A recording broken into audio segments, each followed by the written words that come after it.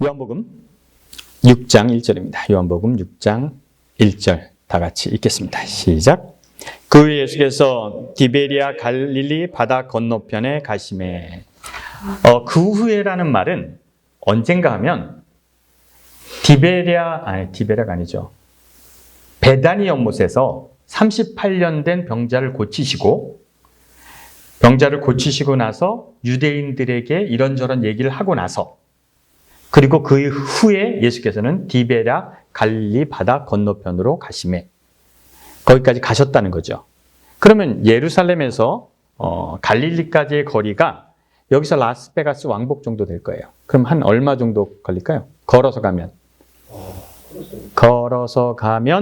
한 4일? 그 내비게이션 찍어보면 될 거예요. 4일, 8일 정도 걸리더라고요. 왕복이니까. 그 정도, 8일, 좀 걸릴 거예요. 한 480마일 정도? 그 정도 되니까요. 거기를 가신 거죠. 그래, 갈릴리를 가신 겁니다. 자, 2절입니다. 같이 읽겠습니다. 시작. 큰 무리가 따르니 이는 병자들에게 행하시는 표적을 보았습니다. 그런데 갈릴리로 돌아가니까 많은 사람들이 따른다는 거예요. 예수님을 따르는 거예요. 그래서 병자들에게 행하시는 표적을 보고 예수님을 따랐다는 거죠. 예수님께서 갈릴리에서도 그렇고 예루살렘에서 그렇고 병자들을 많이 고쳐주셨습니다. 3절 보겠습니다. 시작. 예수께서 산에 오르사 제자들과 함께 거기에 앉으시니 마침 유대인의 명절 유월절이 가까운지라. 이제 그 상황과 위치를 얘기하고 있어요. 상황 위치를 얘기하고 있는데 예수께서 산에 오르셨어요. 갈릴리 이제 언덕 갈릴리죠. 거기 언덕에 이렇게 올라서서 제자들이랑 이렇게 오손도손 앉았죠. 몇 명의 제자인지 모릅니다. 제자들과 앉아서 이렇게 밑을 내다보니까 유월절 명절에, 그러니까 연말 분위기예요. 주말 분위기예요. 그런데 사람들이 올라오는 거예요. 예수님이 병자를 많이 고치니까 사람들이 몰려들기 시작한 거예요. 이 상황 이해가 되시죠? 예수님이 이제 그 산 언덕에 이렇게 앉아 있으니까, 제자들과 앉아 있으니까 사람들이 막 몰려드는 거예요. 몇 명이 왔는지 아십니까? 예? 맞았어요. 몇 명이요? 몇 명 정도 온 것 같아요? 5,000명 정도 온 것 같아요. 5,000명 정도가 왔어요. 그러니까 예수님이 5,000명 정도가 오니까 저 사람들이 밥을 먹었을까? 이런 생각이 드신 거죠. 근데 여기에 예수님이 기적을 많이 행하셨기 때문에 다음 절 성경절 하나 보겠습니다. 자, 그 밑에 절 읽겠습니다. 시작. 그 사람들이 예수께서 행하신 표적을 보고 말하되 이는 참으로 세상에 오실 그 선지자라 하였더라. 이 말은 뭐냐면 5,000명 정도가 오니까 그 사람들에게 밥을 먹이셨어요. 이게 5,000명인데 여러분 무슨 얘기로 기억하십니까? 오병이요. 오병이 아십니까? 오병이 아시죠? 떡 5개와 물고기 2마리를 가지고 몇 명을 먹였어요? 5,000명을 먹은 얘기가 나온 거죠.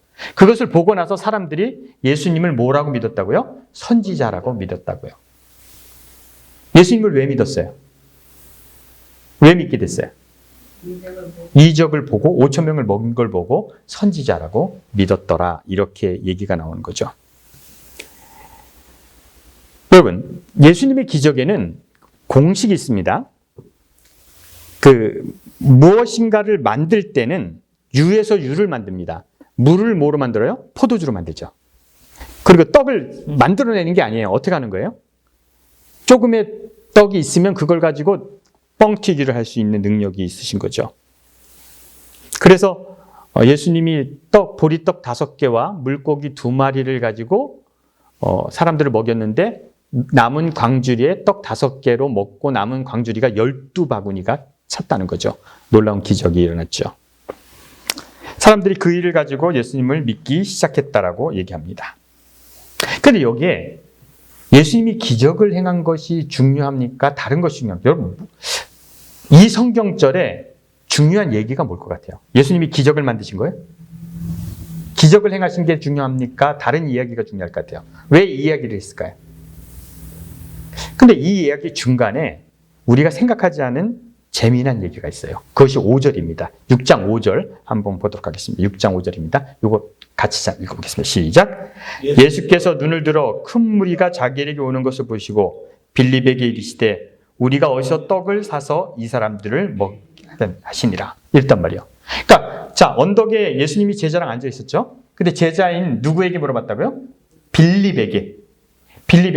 야, 저 사람들 다 어떻게 먹이지? 예수님이 이런 질문을 했다는 거예요. 왜 이런 질문을 하셨을까요? 생각해 보셨어요? 왜 그랬을까요? 특히 누구에게 했다고요? 빌립이라는 제자에게 했다는 거죠. 그래도 빌립이 이제 물어보니까 빌립이 생각합니다. 쫙 빌립 머리가 핑핑 돌아가요. 저 사람들 다 먹이려면 지금 한 일당 200데나리온이라고 하면 한 200명의 인건비 정도예요. 한 데나리온이 하루에 1당 정도니까 100불로 치면 2만 불이 되죠.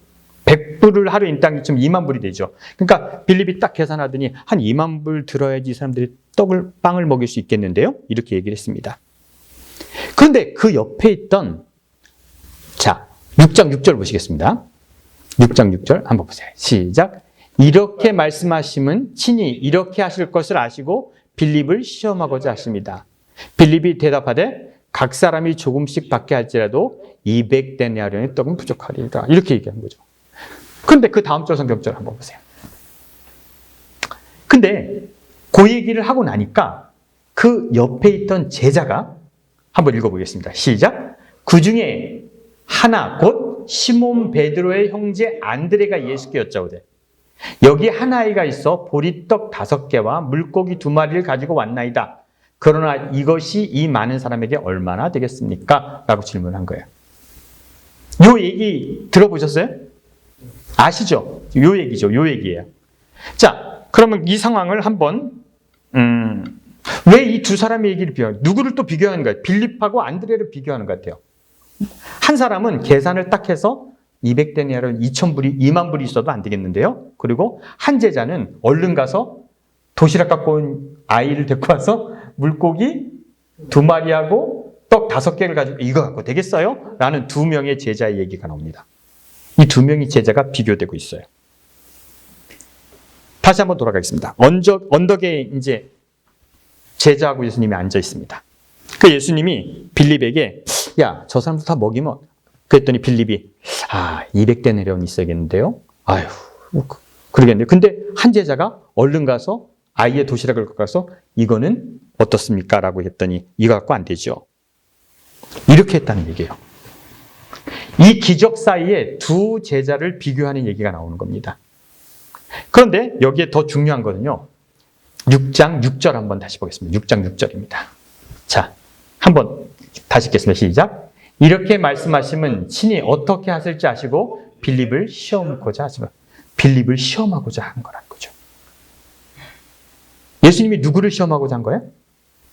빌립을 시험하고자 이렇게 물어봤다는 겁니다. 이 얘기를요, 해석해 보면 예수님이 왜 이런 빌립을 시험하고자 이런 일을 하셨을까? 시험한다는 게 뭡니까? 시험이 뭐예요? 장로님이 퀴즈 하시잖아요. 그럼 그 시험 보는 거죠.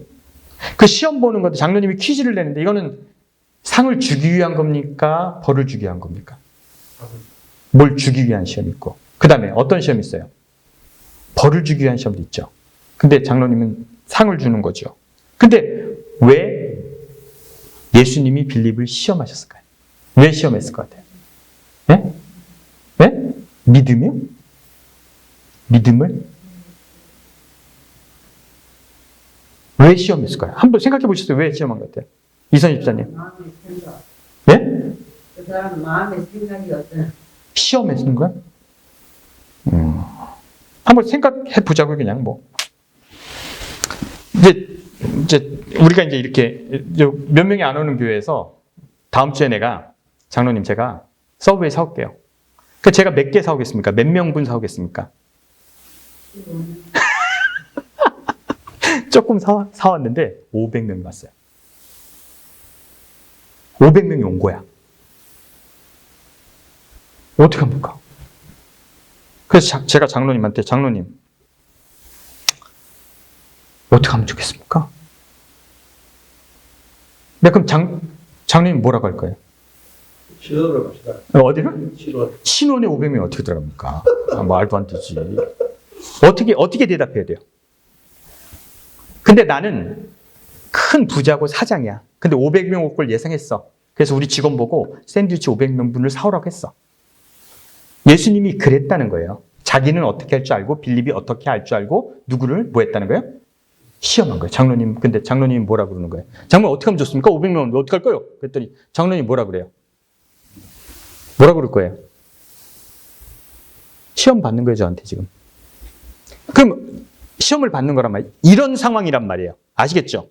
예상 밖의 사람들이 몰려왔을 때 저 사람들을 어떻게 먹일 수 있을까라는 시험을 누구에게 했다? 빌립에게 했는데 빌립은 계산을 한 거죠. 그리고 안드레는 도시락을 갖고 온 거예요. 누가 잘한 겁니까? 장윤자는 왜 웃어요? 그 안드레가 갖고 온 떡 5개와 물고기 2마리가 의미가 있습니까? 없습니까? 있어요? 5,000명을 어떻게 먹여, 근데 그걸 가지고. 뭐라도 있으니까 다행이지. 없는 게 낫지 않을까요? 그 상황에서는 의미 없죠. 걔만 먹게 하긴 좀 그렇잖아. 의미하는 둘을 비교하고 있는. 이거는 종교가 얘기하기 아주 좋은 얘기입니다. 상황은 아무것도 변하지 않아요. 그런데 이런 얘기를 하시죠. 여러분, 우리 교회를 사겠습니다. 드디어 이 교회를 살 겁니다. 그때 제가 어떻게 할 것 같아요? 이 교회가 1,000만 불인데 어떻게 할래요? 네? 조금이라도 모읍시다 할 때는 이 말이 되게 좋죠. 시작은 할 수 있는 얘기. 종교는 5개의 떡과 물고기 2마리를 되게 좋아하는 설교 제목으로 씁니다. 그러나 이것은 세상을 바꿀 수가 없죠. 근데 제가 여기서 이런 생각을 해봤어요.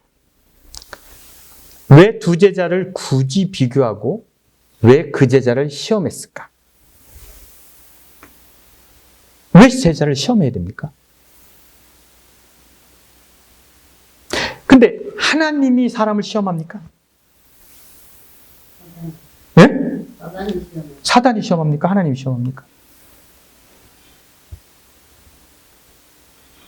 구약에 나오는 신은 여호와죠. 여호와는 사람을 시험합니까? 여호와가 사람을 정 목사님이시? 안 보여 이제는. 구약의 신이 하나님, 신이 인간을 시험합니까? 어떻습니까? 신이 인간을 시험합니까? 안 합니까? 모르세요? 유지쌤 알 것 같은데? 모르세요? 똑똑한 것 같아도 하나도 몰라. 신이 인간을 시험합니까? 안 합니까? 모르세요? 시험합니다. 합니까? 네. 무슨 근거로? 예를 들어서 네. 아브라함의 아들을 바치라는 시험을 했고 그리고요. 뭐 이리저리 시험을 많이 했다고. 맞아요. 구약의 신은 인간을 뭐합니까? 시험에서 선택받은 백성을 만듭니다. 시험에 통과한 사람이 선택받은 백성이 됩니다. 여러분, 목사가 있고 교인이 있습니다. 목사가 있고 교인이 있죠? 목사가 교인을 평가해야 됩니까? 교인이 목사를 평가해야 됩니까? 그럴 줄 알았어. 주사님대로 안 해도 알아. 교인이 목사를 평가하는 게 옳습니까? 목사가 교인을 평가하는 게 옳습니까?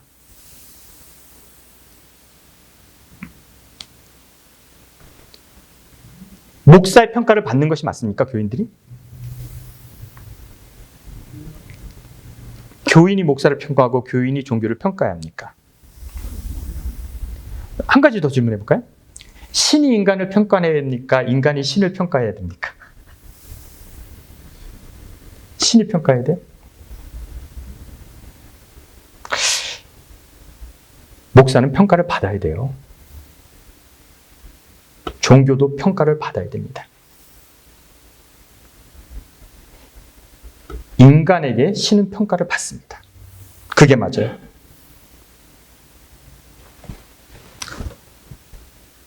우리는 거꾸로 생각하는 것이 있어요.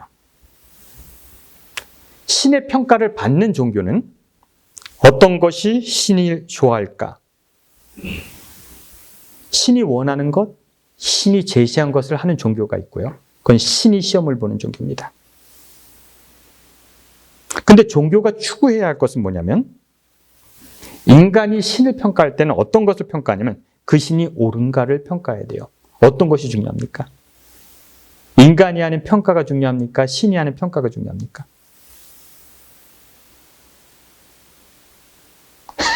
헷갈려요? 인간이 신을 평가하고 신을 종교를 평가해도 됩니까? 안 됩니까? 인간이 해야 됩니까? 신을? 해도 된다고. 이 예식이 옳은가? 이 방법이 옳은가? 인간이 평가해야 됩니까? 안 해야 됩니까? 신이 뭐 이상한 소리 할 수도 있잖아. 그러니까 종교가 무슨 얘기를 하대? 종교라고 얘기하면 되겠네. 그 종교를 인간이 평가해야 됩니까? 안 해야 됩니까? 교리를 평가해야 합니까? 안 해야 됩니까? 목사는 평가를 받아야 될까요? 안 받아야 될까요? 목사는 대표적으로 평가를 받아야 됩니다. 그죠? 교인들에게. 제 주장은 그래요. 그런데 기독교는 인간은 신을 평가할 수 없고 누구만 평가를 해요? 신만 인간을 평가하게 되죠. 여러분은 어떤 것에 동의할까요? 그러면요. 신에 대한 평가 이런 것이 신이 존재하는가 안 존재하는가에 대한 평가가 성경에 여러 번 나오는데 이런 적이 있었어요. 바알 선지자와 아세라를 믿는 선지자들과 하나님을 믿는 선지자가 싸움이 붙은 적이 있었습니다. 갈멜산에서. 누구랑? 엘리야랑. 그죠? 바알 신을 숭배하는 450명의 제사장과 아세라 신을 숭배하는 400명의 제사장과 갈멜산에서 기도를 했어요. 목숨을 건 내기를 했습니다. 니네 신이 진짜면 신이 니네 때 대답을 해야 되고 내 신이 진짜면 내가 기도할 때 예배를 드려야 됩니다. 그래서 850명이 제사를 드렸고요. 엘리야가 제사를 드렸습니다. 850명이 제사를 드렸는데 신이 응답했어요? 안 했어요? 모르십니까? 분이 안 돼도 엘리야가 기도하니까 어떻게 됐어요? 신이 자기의 존재를 증명했죠. 그죠? 불이 내려왔어요. 그래서 850명이 죽었습니다. 열왕기 상 18장 37절입니다. 한번 넘어가 보세요. 자, 읽어보겠습니다. 시작. 여호와여 내게 응답하소서. 내게 응답하소서. 이 백성에게 주 여호와는 하나님이신 것과 주는 그들의 마음을 돌이키심을 알게 하옵소서 하며 이에 여호와가 불을 내려서 번제물과 나무와 돌과 흙을 태우고 그 도랑의 물을 핥은지라. 인간이 기도할 때 신이 응답함으로 신의 존재를 여호와의 존재를 증명했습니다. 그럼 우리가 믿을 수 있어요. 그 다음에 어떤 일이 있었냐면 장로님이 얘기한 남은 무리, 즉 선택받은 백성이 되기 위해서 아브라함을 하나님이 부르십니다. 아브라함아, 너는 네 아들 이삭을 데려가서 제물로 바치라 이랬습니다. 그럼 이러면 어떻게 할 겁니까? 그 딸입니까? 아들입니까? 아들이에요? 아들이야. 아들 가서 바치라면 어떻게 할 겁니까? 몇 살이니 너는? 딱 죽이기 좋은 나이네. 번제를 드리기 좋은 나이. 말도 징그럽게 안 듣고. 자, 하나님이 인간을 시험하는 케이스입니다. 그죠? 네가 나를 정목사, 네가 나를 사랑하는지 안 하는지 한번 내가 보겠어. 그래서 아들을 제물로 바치라고 합니다. 근데 이 얘기를 더 극적으로 하기 위해서 창세기는 더 재밌게 합니다. 원래 아브라함의 아들이 몇 명이었습니까? 2명이었어요. 솔직히 아브라함의 큰아들이 누구예요? 이스마엘이에요. 아, 알지요? 뭐 헷갈려. 이분들이 아는 사람. 아니, 그 모르세요? 그래요. 지금 중동에서 싸우는 이유가 이스마엘의 자손하고 이삭의 자손하고 싸우는 거잖아요. 이슬람교는 그 산에 올라가서 이삭을 바치는 것이 아니라 이스마엘을 바치라고 했다는 거예요. 이슬람 종교는 이스마엘을 바치라고 했고 그 장자가 상속권을 받았다는 거예요. 자, 그 싸우는데 이삭을 바치라고 하기 전에 바로 전장에 하나님은 이스마엘을 내쫓으라고 합니다. 그래서 아브라함이 자기의 큰아들을 내쫓아 버립니다. 물 한 봉지 주고 먹을 거 조금 주고 내쫓았어요. 그래서 그 이스마엘이 죽을 뻔했다는 얘기가 나오잖아요. 모르십니까? 그렇습니다. 아들이 둘이었는데 하나를 내쫓으라고 해서 내쫓았더니 그 다음 성경절에 뭐예요? 하나밖에 없는 그 아들을 뭐 하라는 거예요? 번제로 드리라는 거예요. 번제로 드리라는 말이 뭔지 아세요? 각을 딱 떠서 이렇게 탁 해서 태워서 죽이라는 거예요. 그리고 하나님이 지켜보고 계십니다. 아브라함이 마음이 편했을까요? 안 편했을까요? 어땠을 것 같아요? 그래서 산에 가서 아들을 묻고 진짜 죽이려고 하는데 성경절이 나오죠. 자, 다음 성경절 보십시오. 창세기. 자, 다 같이 읽겠습니다. 시작. 사자가 이르되 그의 아이에게 내 손을 대지 말라. 그에게 아무 일도 하지 말라. 내가 내 아들 내 독자까지도 내게 아끼지 아니하였으니 내가 이제야 내가 하나님을 경외하는 줄 알았노라. 그 전까지는 몰랐는데 이렇게 하니까 하나님이 알게 됐어요. 이 말에는 되게 재미있는 말이 많아요. 그 전장까지는 독자가 아니었어요. 이삭이 독자 아니었어요. 누구도 있었다고요? 이스마엘도 있었다고요. 그거 억지로 내쫓아서 독자를 만들고 이제 하나 남은 거를 바치나 안 바치나 아주 혹독하게 시험합니다. 그 혹독하게 시험해서 그 아들을 번제로 드리려고 손을 들고 칼로 배를 찌르려고 하는 순간에 뭐예요? 야, 이제 됐어. 이제 알았어. 하나님은 인간을 시험합니까? 안 합니까? 해요? 안 해요? 해요. 경외하는 줄 알았노라. 그래서 아브라함이 선택받은 백성이 되는 거예요. 유대인들이 어떻게 하나님이 선택받은 백성이 됐다고요? 시험에 통과해서 됐습니다. 시험하는 신. 인간을 시험하는 신. 이런 종교는 어떻게 되는 줄 아십니까? 신의 시험에 통과한 백성, 그 백성은 대단한 백성이 되는 거죠. 아, 우리 조상님은 신에게 통과했어요. 여러분, 성경의 역사가 시험의 역사인 거 아십니까? 아담과 하와를 에덴 동산에 만들어 놓고 뭘 했어요? 그냥 살아가 아니죠. 뭘로 시험했습니까? 에덴 동산에 선악과 사과나무래 선악과를 딱 세워놓고 이거 먹나 안 먹나 시험하는 거잖아요. 계속적으로 시험받는 종교죠. 그래서 그 시험에 통과해야지만 그걸 아브라함의 종교라고 그래요. 셈족의 종교라고 그러죠. 신이 끊임없이 시험하고 끊임없이 관찰하고 율법으로 구속하는 종교가 탄생하는 거죠. 종교는 두 가지가 있습니다. 신을 모시고 신을 평가하는 종교가, 신의 평가를 받으려고 선택하는 종교가 있습니다. 신을 믿고 신의 평가를 두려워하고 신의 율법 중에 살아야 한다는 종교가 어떤 종교가 있습니까? 어떤 종교가 있습니까? 첫째, 어떤 종교가 신을 믿고 신의 명령에 따르는 종교가 어떤 종교가 있습니까? 어떤 종교? 네? 기독교. 그 다음에 또 천주교, 뭐 같은 종교라고 하면 되겠죠. 천주교도 그렇죠. 또 신의 눈치를 보고 신의 시험을 통과하면서 끊임없이 살아야 되는 종교. 이슬람교. 그죠? 이 세 가지 종교가 신을 믿고 신의 명령을 따르고 신의 시험을 통해서 통과하는 자만 구원받는 종교가 이 세 가지 종교입니다. 이것을 셈족의 종교라고 그래요. 근거는 다 어디 있습니까? 그들이 믿는 경전은 뭡니까? 뭐예요? 성경이에요. 우리가 믿는 기독교예요. 그죠? 천주교고 이슬람교입니다.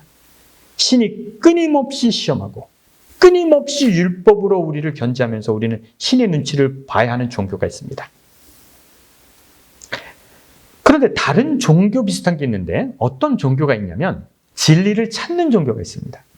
뭐가 진리인가 찾는 종교가 있습니다. 그 종교가 뭔 것 같아요? 진리를 찾는 종교. 어떤 종교가 진리를 찾는 종교 같아요? 그 종교에 신이 별로 중요하지 않은 종교들이 있어요. 어? 예수. 뭐? 예수? 네? 뭐, 불교. 불교는 신이 중요하지 않아요. 그 다음에 유교. 그 다음에 도교. 도를 찾는 거예요. 아시겠어요? 불교는 신이 중요하지 않습니다. 인간이 깨달음을 통해서 어느 경지에 이른다는 거죠. 진리를 추구하는 거죠. 도교? 그렇죠. 유교? 공자의 좋은 말을 통해서 어떻게 사는가를 배우는 거죠.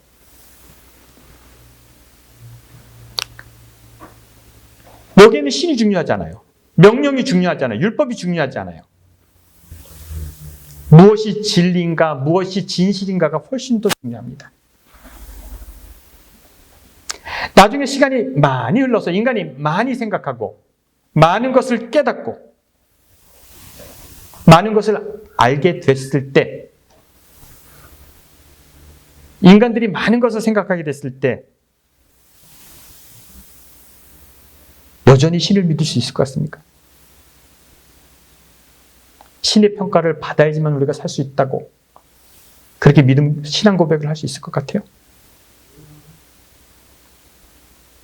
여러분 한 가지만 따라해 보십니다. 신이 우리를 시험에서 알 수 있다면 그건 신이 아니다. 뭐 신이야? 시험에서 알 거면 공부를 해서 봐야죠. 신은 사람을 시험에서 알 수 있는 건 아니에요. 신은 그냥 알아야죠. 근데 우리가 성경을 기반으로 해서 이런 얘기들을 통해서 알아야 되고 추구해야 되는 것이 있습니다. 종교가 나갈 방향이 있습니다.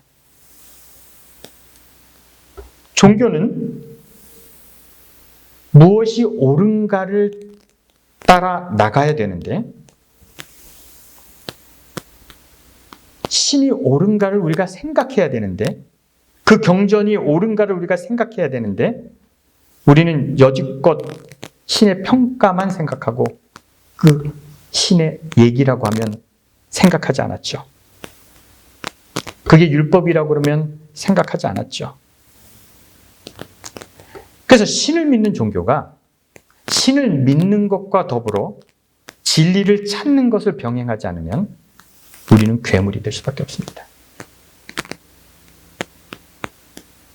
신의 평가가 두려워서 신이 우리를 지켜보기 때문에 오늘도 지켜보고 내일도 지켜보고 저 목사라는 게 늦어서 늦고 막 이런 저건 지옥에 이런 모든 원칙 속에 이렇게 산다면 우리는 올바른 신앙생활을 할 수 없어요.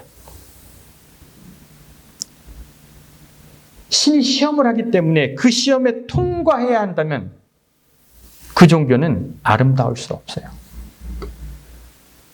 여러분, 아브라함이 하나님께 선택받고 이삭이 그 하나님의 선택받은 백성이 되는 그 순간 누가 선택받은 그 순간 어떤 것도 생기는지 아십니까? 선택받지 않은 존재가 생기는 거예요. 하나님이 이삭을 선택한 순간 이스마엘은 버려지는 거예요. 이슬람에서는 또 마찬가지죠. 자기네 신이 이스마엘을 선택한 순간 이삭의 자손은 아니죠. 그것이 종교가 됐을 때 무섭고 두려운 일이 생기는 거예요. 그래서 오늘 요한복음 예수님이 빌립을 시험하셨다. 근데 아는데 시험하셨다. 이 얘기는 구약의 아브라함을 시험하신 하나님의 모습을 신약에서 나타내는데 빌립은 그 시험에 어떻게 됐어요? 어떻게 된 거예요? 떨어졌어요. 믿음을 보이지 못했어요. 그래서 빌립은 비중 있는 제자가 못 된 것 같아요. 그런데 거기에 떡 5개와 물고기 2마리를 갖고 온 제자. 예수님 믿지는 못하면 이게 무슨 효과겠어? 두 제자를 비교하는데 한 제자는 지도자감이 되고 한 제자는 지도자감이 안 된 느낌이 들더라고요. 근데 예수님은 아시고 시험했다는 거예요. 그러면 종교는 신의 평가를 받는 종교보다 그 신이 옳은가, 그 말씀이 옳은가 생각하는 종교가 훨씬 더 바른 길로 갈 수 있습니다. 그냥 그 얘기를 하고 싶었어요. 질문 있습니까? 기분이 나쁩니까? 기분 좋습니까? 교회에서 하는 모든 거, 목사의 설교, 그 교회가 얘기하는 거, 교단이 얘기하는 교리, 추구하는 거 다 생각해야 돼요. 그리고 종교는 여러분들에게 평가를 받아야 돼요. 왠지 아십니까? 시대가 바뀌어서 우리가 많은 것을 아니까, 상식이 늘어났으니까, 세상을 봤으니까. 그래서 우리는 시험 받는 종교에서 그것을 시험하는 종교가 되어야 되고 교인들이 되어야 된다고 생각합니다. 끝입니다. 기도하겠습니다.